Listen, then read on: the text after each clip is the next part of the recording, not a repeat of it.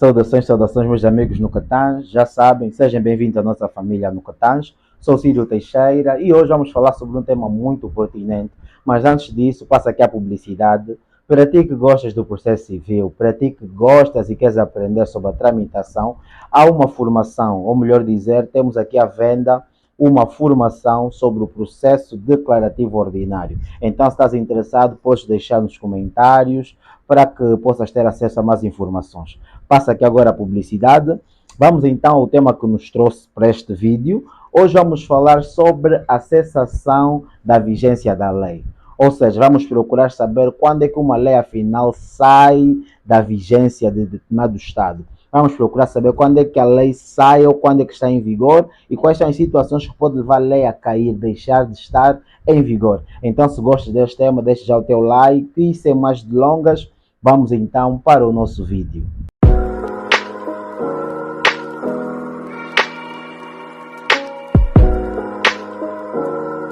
Saudações novamente, meus amigos, minhas amigas no Catãs. Como eu já disse, vamos falar sobre a cessação da vigência da lei. Em outras palavras, vamos falar, afinal, o que acontece para que uma lei saia da sua vigência, ou seja, deixa de estar em vigor, deixa de estar a produzir efeitos jurídicos. O que é que acontece para a lei cessar a sua vigência? Como é que acontece isso? Vamos descortinar neste vídeo. E então, quanto a essa questão, no que diz respeito à cessação da vigência da lei, pode acontecer este facto por duas vias, ou seja, a lei pode deixar de vigorar por duas vias, ou por via da caducidade ou por via daquilo que é a revogação. Neste caso, vamos primeiramente entender quando é que a lei pode deixar de estar em vigência, pode cessar por via da caducidade. Entendam, quando nós falamos da caducidade, vai ser quando a lei deixa de vigorar, quando ela própria prevê um facto que a faça então deixar de estar a vigorar, ou quando, na verdade, a realidade que ela regula desaparece. Como assim? Nós já falamos em alguns dos nossos vídeos sobre leis temporárias. Há situações em que a própria lei prevê aquilo que é o prazo da sua vigência. Logo, após de atingir este prazo, esta finalidade que foi feita no que diz respeito ao seu objeto, ela deixa de estar em vigor, deixa de estar em vigência. Cai para aquilo que é a cessação da lei. Ou ainda, quando aquilo que é o facto, ou seja, o objeto da própria lei, o que ela regula, desaparece. Não é possível que ela continue a disciplinar algo inexistente. Então, cai para a cessação da lei. Vou dar um exemplo. Estamos a falar da caducidade, certo? Aqui, se for anotar, eu trouxe 2 pontos. Que a lei deixa de vigorar quando trata-se, na verdade, de um facto que ela própria prevê.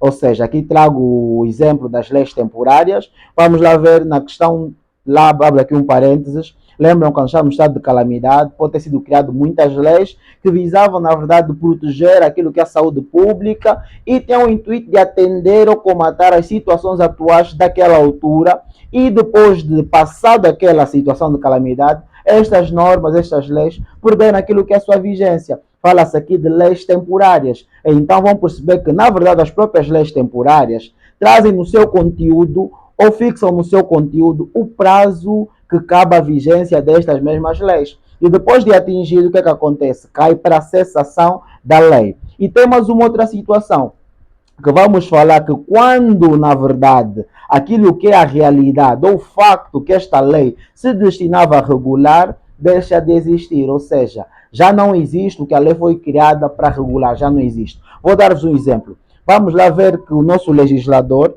entende que as palancas negras estão em via de extinção, sobraram poucas e decide legislar sobre a proteção das palancas negras para poder manter então estas salvaguardadas. Só que depois desta lei ser criada, até certo ponto, depois todas as palancas negras morreram. Já não tem palancas negras. Nessa perspectiva, vamos perceber que esta lei que foi criada pela Assembleia Nacional tinha como objeto, ou tinha como finalidade, preservar ou regular aquilo que é a proteção das próprias palancas negras. Logo, aquilo que é a realidade, aquilo que é o facto que a lei se destinava para regular, já não existe. Então, aí pode cair também para aquilo que é a cessação da lei. Então, a primeira via que leva ou que pode trazer para aquilo que é a cessação da lei é a caducidade. Que já falamos, neste caso, vai ser quando, na verdade, a lei deixa de vigorar por via de um facto que ela própria prevê, exemplo, podemos trazer leis temporárias, ou quando, na verdade, o que ela regulava, o que ela se destinava a regular, deixa de existir. Então já não é possível o objeto que ela disciplinava. Agora, quanto à segunda via que pode cair para aquilo que é a cessação da lei, vamos falar da famosa revogação. Vamos entender, na verdade, o que é a revogação, que pode, na verdade, também levar para aquilo que é a cessação da lei. No que diz respeito à revogação, vai ser nada menos do que a lei posterior acaba afastando aquilo que é a lei anterior, acaba afastando para que a posterior seja, então, a atual a vigorar, a regular as situações subsequentes. Desmistificando isto aqui, quando nós falamos de revogação, vai ser o afastamento da lei anterior por virtude de uma lei posterior. E no que diz respeito à revogação, do ponto de vista doutrinário, pode apresentar-se sobre várias modalidades. Nós temos aquilo que é a revogação expressa, temos a revogação tácita, temos a revogação global, temos a revogação individualizada, temos a revogação total e temos a revogação parcial. Vou falar de uma forma concisa, de uma forma muito objetiva sobre cada uma delas, para que vocês possam perceber, mas a priori não esqueçam o conceito de revogação. O que é? Estamos a falar daquilo que é o afastamento da lei anterior por virtude de uma lei posterior, ou seja, antiga é afastada por virtude de uma lei nova que foi criada. E no que diz respeito às modalidades, vocês poderão perceber em alguns pontos que pode parecer que uma tem muito a ver com a outra, no que diz respeito às suas modalidades, faz parte, porque na verdade é uma posição maioritariamente doutrinal, mas algumas delas já têm acolhimento legal. É só visitarem aquilo que é o artigo 7º do Código Civil, que poderão perceber, mas já daqui a pouco se calhar eu vou ler, ou melhor, vou ler mesmo, para interpretar com vocês, depois explicar-vos, para poderem compreender. Mas vamos lá. No que diz respeito à revogação, vamos primeiramente pegar a primeira modalidade, a revogação expressa.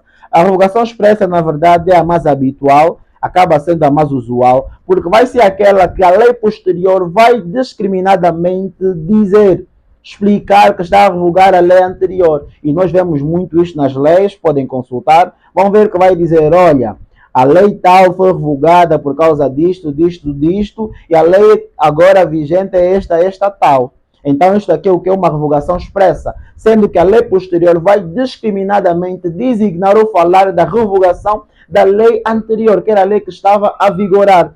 Disto nós vamos entender como sendo uma revogação expressa.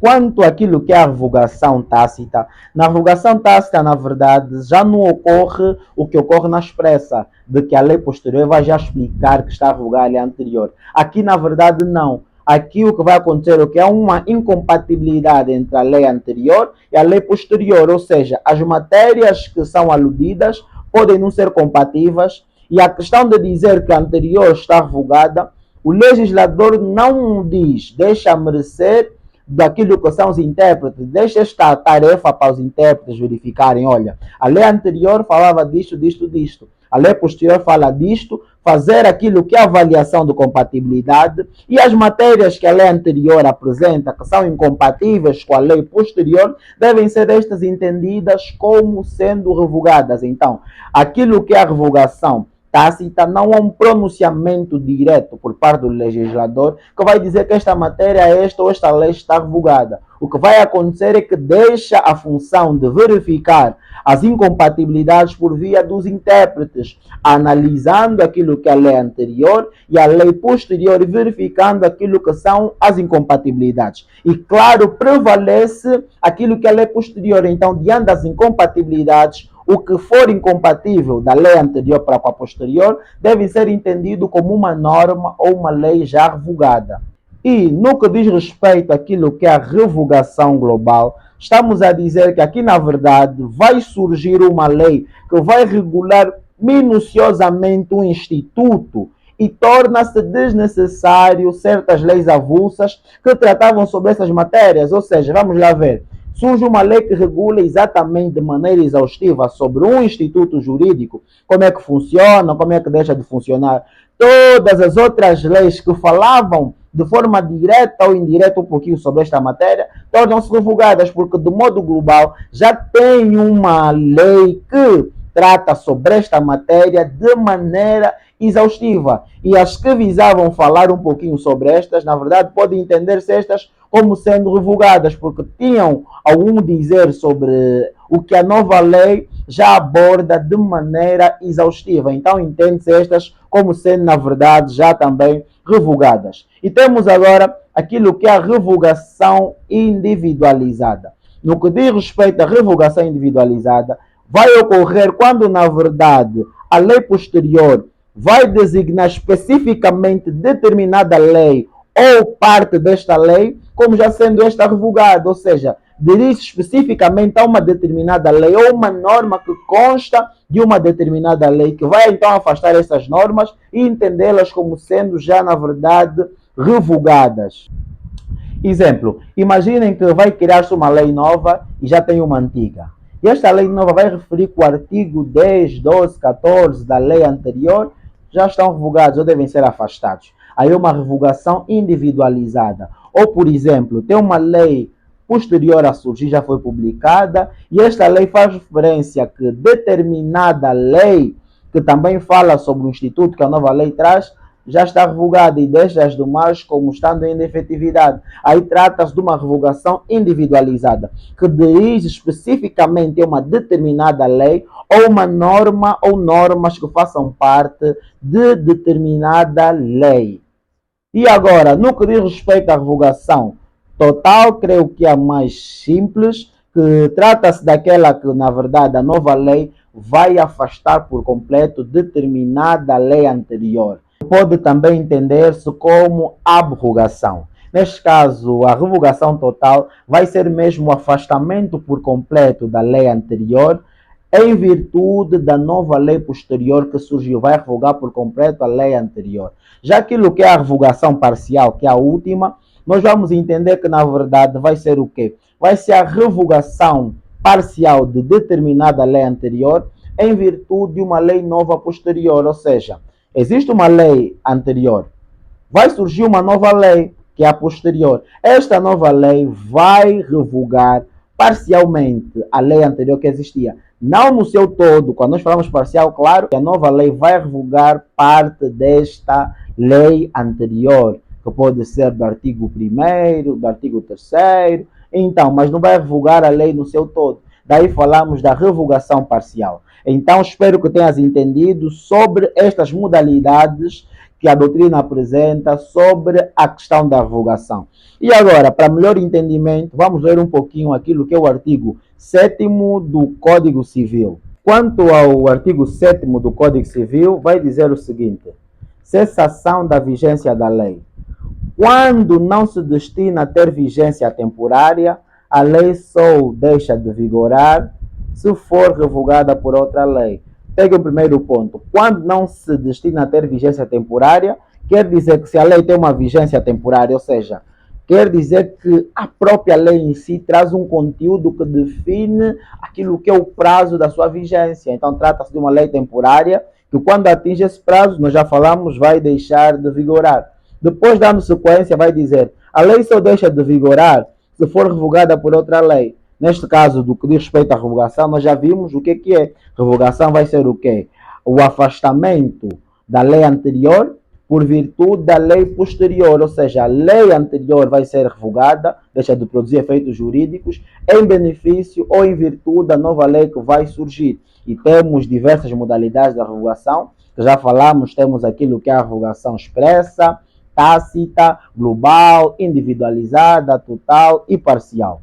Vamos já ler mais também aquilo que é o ponto 2, que vai dizer: a revogação pode resultar de declaração expressa.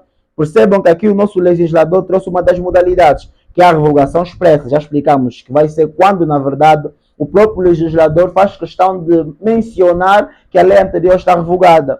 Vamos dar sequência da incompatibilidade entre as novas disposições. Aqui o nosso legislador também traz outra modalidade da revogação, que nós falamos da revogação tácita, que tem a ver com as incompatibilidades entre as duas leis, a anterior e a posterior. Depois temos as regras precedentes ou da circunstância de a nova lei regular toda a matéria da lei anterior. Aqui nós falamos, podemos trazer também, que o legislador reconheceu, aquilo que é a revogação global e até mesmo aquilo que é a revogação total. Então, nessa perspectiva, que podemos trazer acolhimento legal sobre algumas das modalidades da revogação que nós vimos. E tem um ponto que, na verdade, que é o ponto 4, que eu quero que vocês entendam, que vai dizer: a revogação da lei revogatória não importa o renascimento da lei que esta revogará.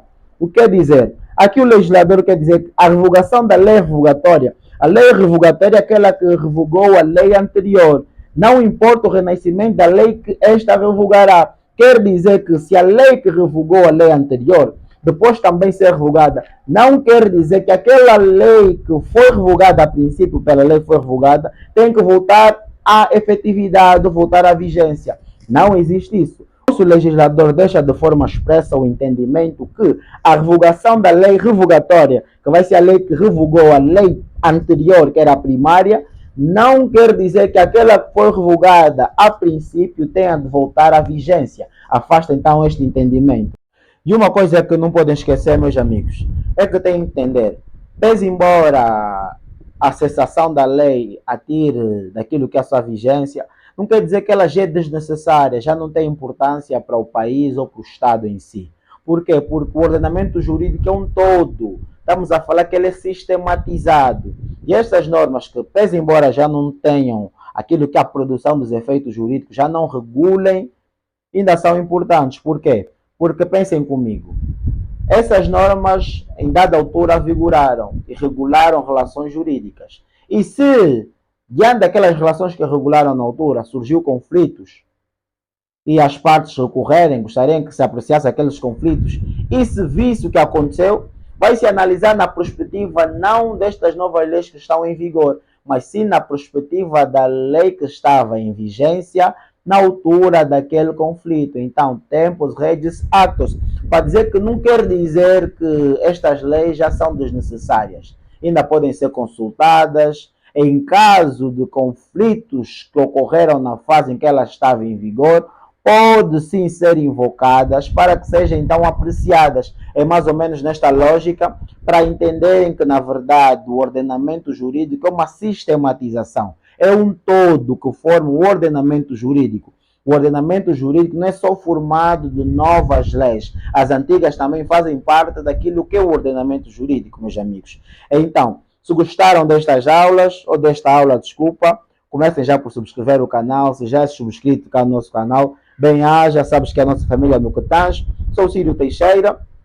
Deixa o teu comentário, sugestão de temas que gostarias de ver a ser então aludido cá no canal, e volto a passar aqui uma publicidade novamente rápida.